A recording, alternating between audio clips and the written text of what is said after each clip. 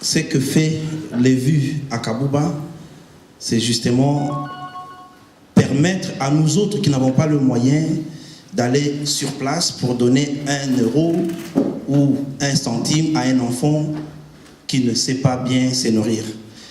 Donc, cette activité aujourd'hui, c'est vraiment pour permettre à l'association Léman Vision Universelle de récolter les fonds. Mais n'empêche que c'est lui qui pense faire un peu plus, qui essaye de trouver Madame Solence, qui est la présidente, pour pouvoir voir les voies et moyens de pouvoir mieux aider encore ces enfants. Ceci dit, Pensons Bercail étant donné partenaire de cette activité, nous déclarons juste ouverte la soirée culturelle de cette soirée. Merci à tout le monde. Merci, M. Pichou. Sous vos applaudissements, M. Pichou Matasila de Pensons Bercail. Et de ces faits, Madame Solence, qui parle aussi très bien, qui sait s'exprimer. Sous vos applaudissements, Madame Solence.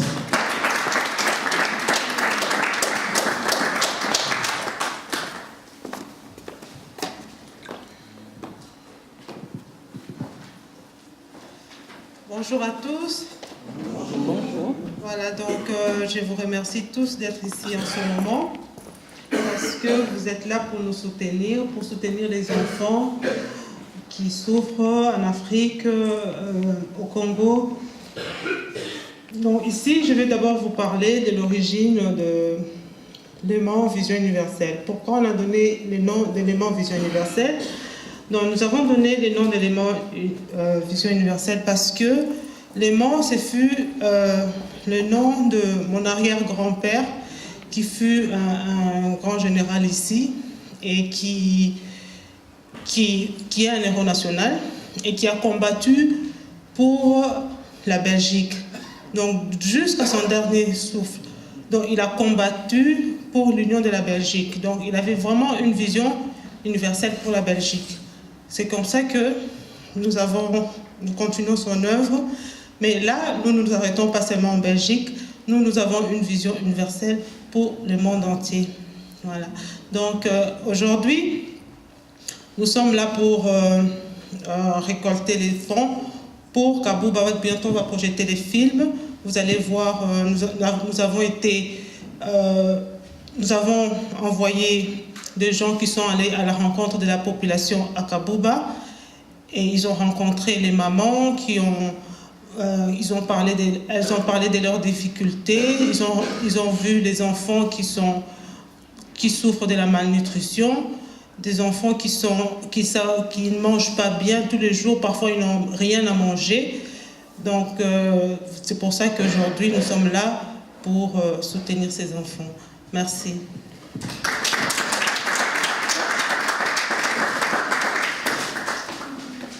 Merci Madame Solence qui regagne son siège. Merci beaucoup. J'ai retenu qu'il y a des enfants qui ne mangent pas bien en Afrique. Mais ici, les enfants jettent tout à la poubelle. Ils ne veulent pas manger. Les parents sont obligés par contre, quand il n'y a pas de micro, moi je me débrouille facilement. Et les parents sont obligés de supplier les enfants pour qu'ils mangent. Mais en Afrique, ils ne mangent pas. Ce n'est pas parce que les parents les supplient, mais c'est parce qu'il n'y en a pas. S'il vous plaît, aujourd'hui, on fait appel juste à votre sens d'humanité. Alors, je pense que Madame Charlotte Nzumba aura aussi la voix comme la nôtre. Si elle est là, dans la salle. Madame Nzumba. Oui, je suis là. Merci. Allez, sous vos applaudissements, Madame Charlotte Nzumba.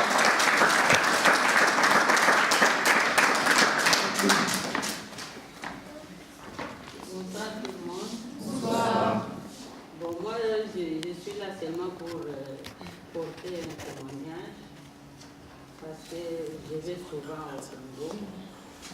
J'ai une ferme et à côté de la ferme il y a le village Kabouba qui est à peu près à plus ou moins 200 km de Kinshasa.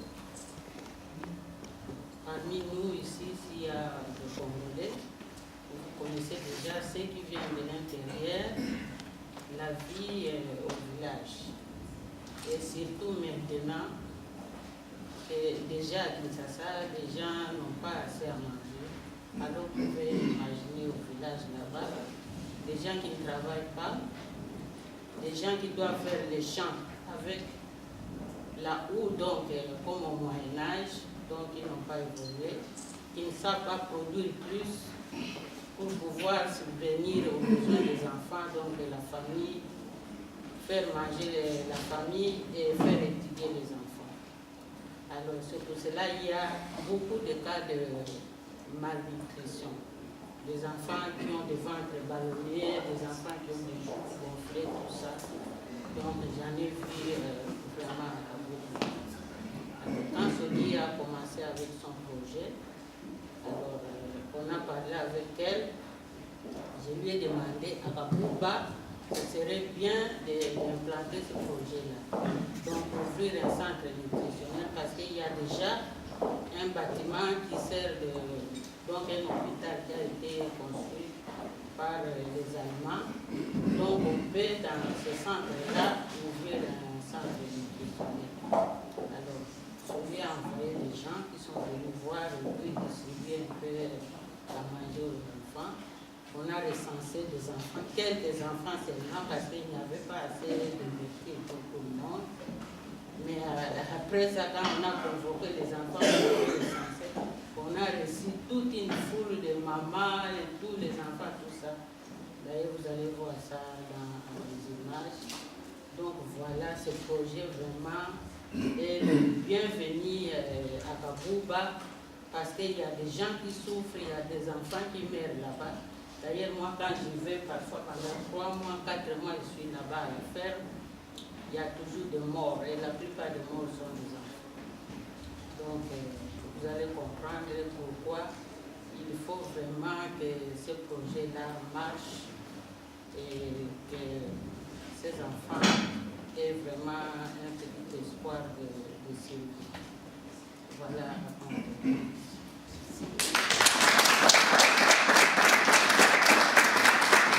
Merci beaucoup Maman Charlotte. Encore vos applaudissements parce que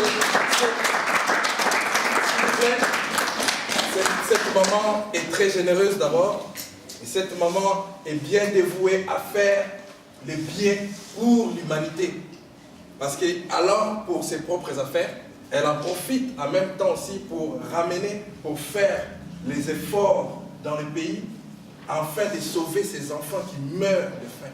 La malnutrition est en train de tuer les enfants tous les jours dans mon pays. Et nous devons tous nous y imprégner. Nous devons tous mettre le paquet pour pouvoir sauver ces enfants-là. C'est ça l'avenir du pays. Alors, nous allons faire appel à l'abbé Kabouanga pour son intervention. Sous vos applaudissements.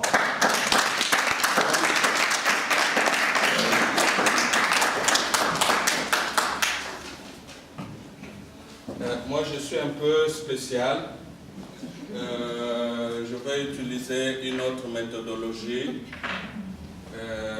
Les gens qui m'ont précédé ont parlé des aspects, des enfants qui souffrent, des projets, il faut envisager des cotisations. Mais moi, je voudrais vous parler de moi-même, ce que j'ai vécu. Et je fais ce témoignage parce que pour comprendre ce qu'est l'autre, il faut l'être d'abord, faire cette même expérience. Je suis prêtre. Quand j'étais ordonné, j'étais au séminaire comme recteur. Après, je fais l'accident. On m'a demandé un repos. À l'issue de ce repos, j'ai été nommé comme curé dans une paroisse au sud, près de l'Angola. C'est alors qu'il y avait l'arrivée du vieux Kabila Mouzé. Alors il y avait des gens qui fuyaient la guerre et ils sont venus, nous les avons accueillis dans la paroisse. Ils étaient au nombre de 400. Et quand j'ai toujours pensé à ce gens-là, vous sentez, vous êtes témoin, ma voix a changé. Parce que pour ma première fois, jusqu'à aujourd'hui, j'ai vu quelqu'un mourir de faim. Les enfants qu'on encadrait, et je suis allé chercher du riz parce qu'on m'avait dit qu'il avait faim. Je l'ai mis dans mes bras. Quand j'ai commencé à le faire nourrir, il a succombé. C'était ma première fois jusqu'aujourd'hui. Je n'ai jamais vu quelqu'un mourir, mais c'est celui-là seulement. Cet enfant qui est mort de la faim. De la faim. Et je suis resté, j'ai dit comme prêtre, comment est-ce que je peux répondre? Comment est-ce que je peux sentir cette faim? Parce qu'il fallait partager ces bols de riz avec cet enfant. Parce que moi-même, j'avais aussi faim. Parce que moi-même, j'étais aussi malade. J'ai vu ce garçon dans les yeux. J'ai vu sa mère qui me disait, c'est mon fils unique. Monsieur l'abbé, qu'est-ce que je vais faire? Et j'ai demandé à cette maman, maman, qu'est-ce que nous allons faire? Et je regardais la maman, je regardais l'enfant qui était mort, alors j'avais la même souffrance.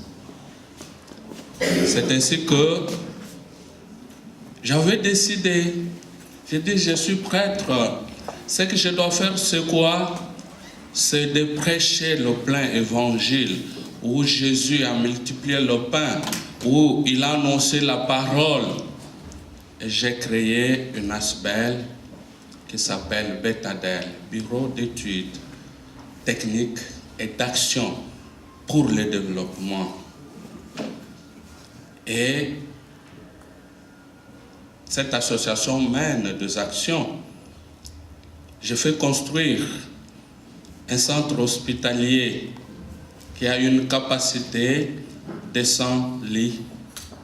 J'ai ouvert une ferme de vaches. Je fais l'acierie, les champs.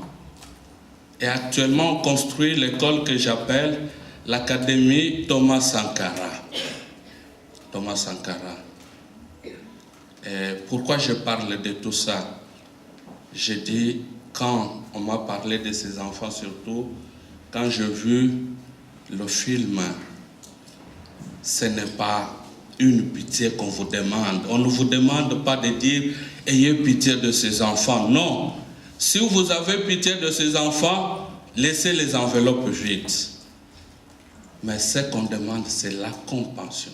Portez ces enfants dans vos cœurs. Parce que ces enfants sont des humains comme nous.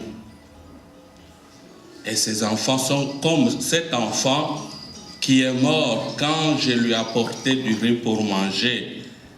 Et moi, dans mon association, j'ai comme principe être pragmatique. Voilà pour les Man Vision Universelle. Je n'ai rien. J'ai cette parole et j'ai cette enveloppe. Madame Solence, s'il vous plaît, pour le retrait.